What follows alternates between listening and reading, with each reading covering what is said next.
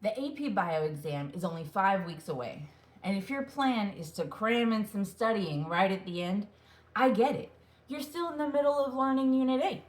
You have practice after school. This is probably not your only AP course. Time is short, but the AP Bio exam is not a memorization test.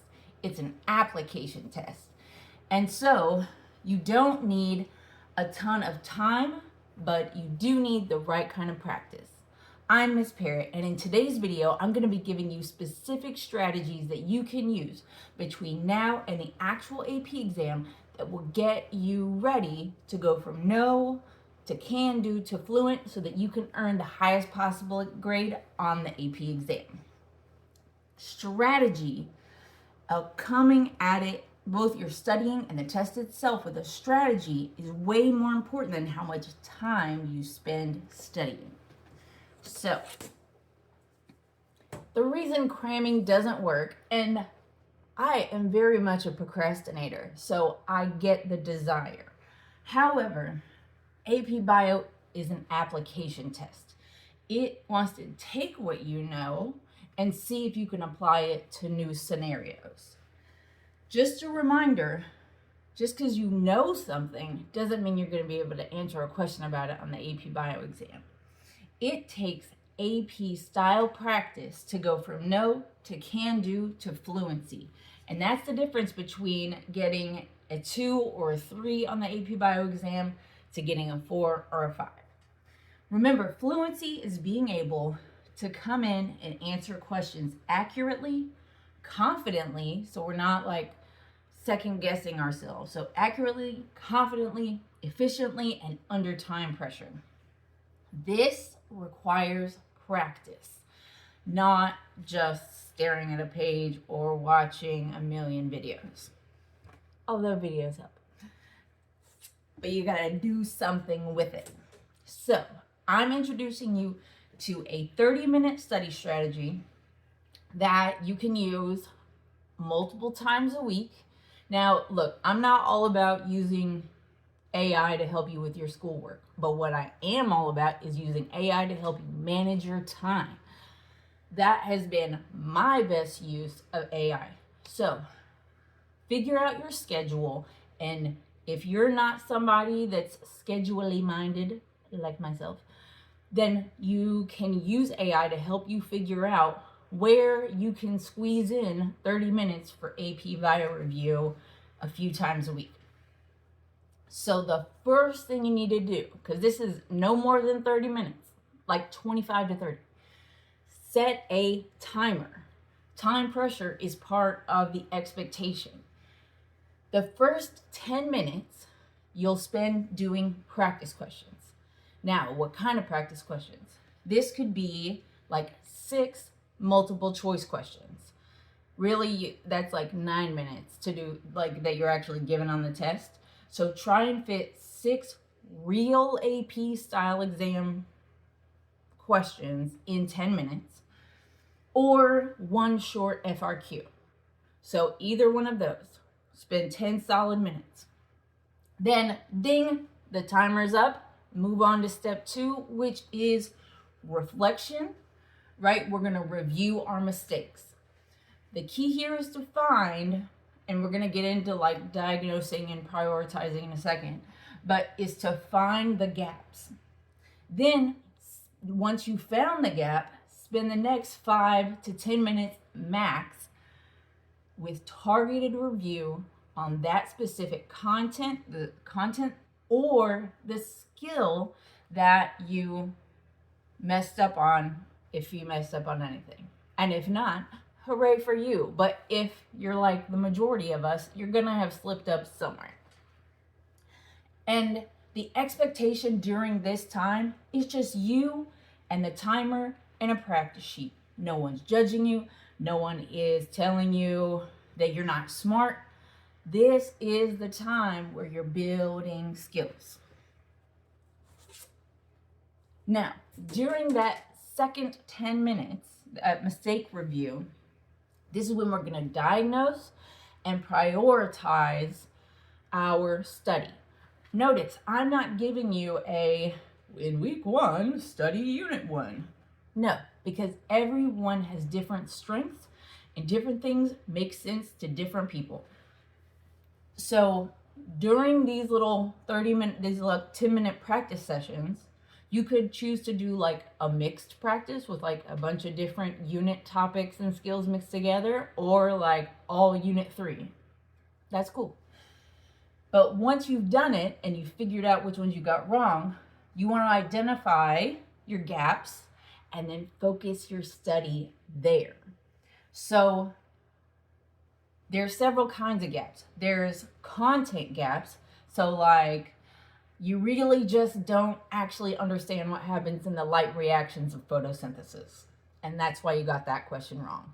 Or, something like that. So that's when you recognize, oh, like I didn't even know where the oxygen came from in the light reactions. Okay, so you're going to go back later and that's what you're going to do your focus study on.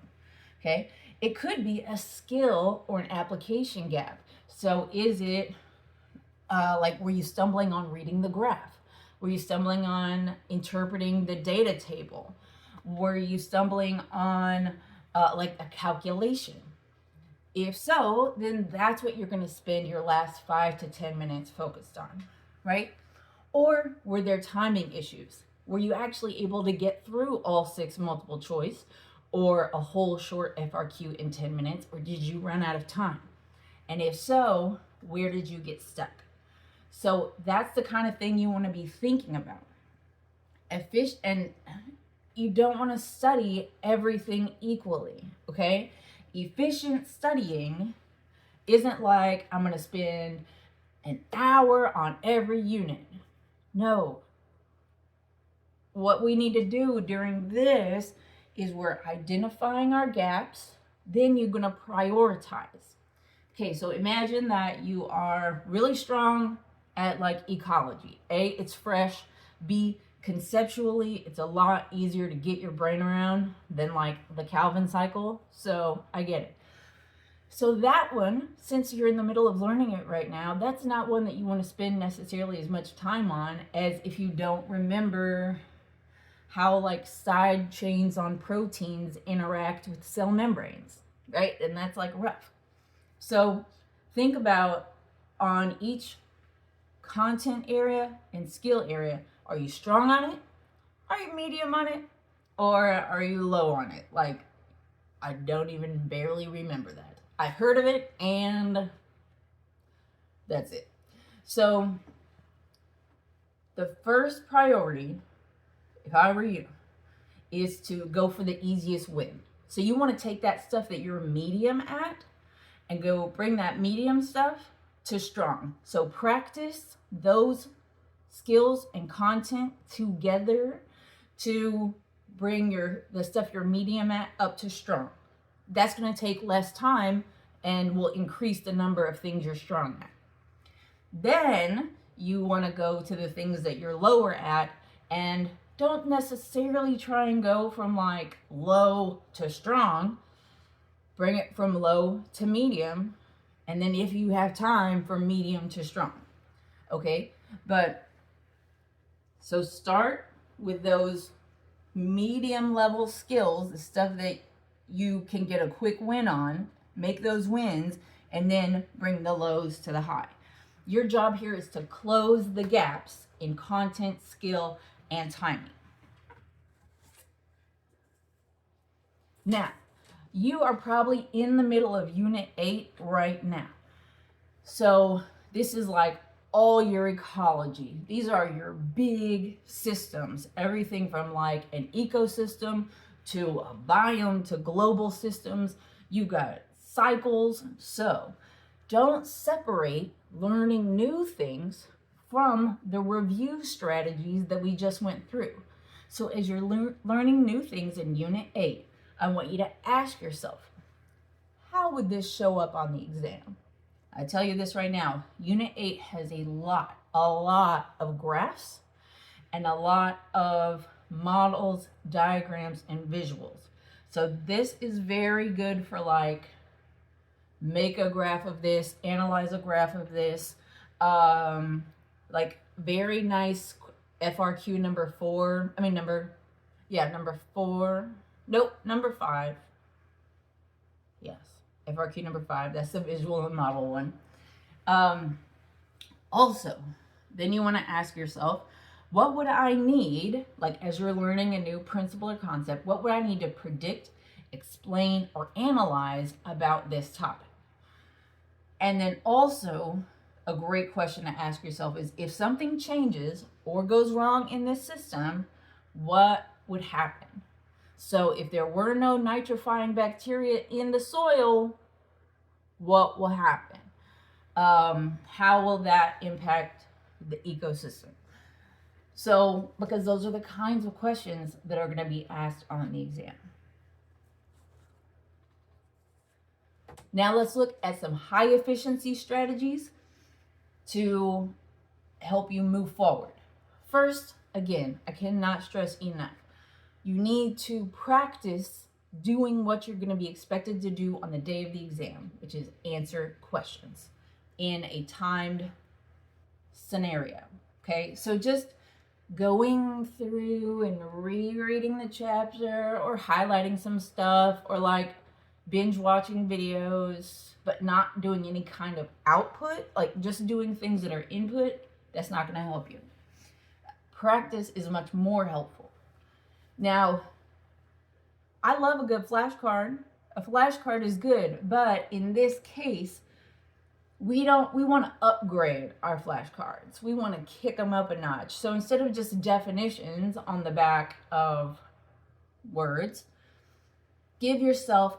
ask yourself to predict what would happen if. Give yourself a scenario. Explain something. Justify, like give evidence that would support why something is happening. So I'm not against flashcards, but remember, it's not about memorization. It's about application. And then practice FRQs every single, like the last, I don't even know how many years of FRQs are available for free on the College Board website with scoring guides and examples of not so good and very good answers. So please do give yourself some time practice on all 6 types of the FRQ. I especially encourage you to practice number 1, because questions 1 are going to be stuff you've never seen, but it's really all about like science processes and identifying variables and the science of it all. It's not so much about the biological content tie-in. So just so that you get an idea of the kind of stuff you're going to be asked about. Also, it's good to time yourself on a FRQ number 2, which is when they ask you to construct a graph. So remember, you have, for a long FRQ, just like 20 to 25 minutes to answer that. And so you want to be able to draw a nice, clear, labeled units graph of the type that it asks you for in that amount of time. So be sure that you can do that. That would be an easy practice. Just like give yourself 10 minutes and just try and like draw a clean, clear graph and do as much of a question 2 as possible. And again, you want to have a timer with yourself. It just helps you stay in the moment and on track, and it makes your practice real. Now, your final plan, here are some do's and don'ts moving forward. Do give yourself short, consistent practice, 25 to 30 minutes a few times a week. Focus on your weak spots. Sometimes it's nice to study stuff that we're already good at because it makes us feel good about ourselves, that we know it. But right now, we're not trying to feel good about ourselves. We're trying to build ourselves up so we can be the strongest we can possibly be when we go in for the exam. Remember to train for timing, keep your timer on, and keep a growth mindset. You may not be able to answer all 6 multiple choice questions in 10 minutes yet, But with continued practice, you will get there. Now, what you don't want to do, again, is passive review. That's just like reading, highlighting, binge watching videos. All that input is good, but you need to have some kind of output as well. Summarize what you heard or read. Turn those words into a diagram or a picture. Physically do something with yourself and with that information. Don't just think it's going to stick in your brain, because it's not. Don't cram last minute.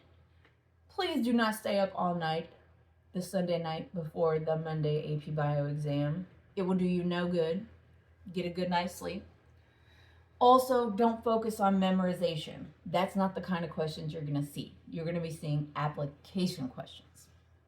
And finally, and this is so important, don't get down on yourself or on your teacher, okay? Because there's so much, the AP Bio content is so much, it's so dense, and there are skills beyond like all these strategies and stuff.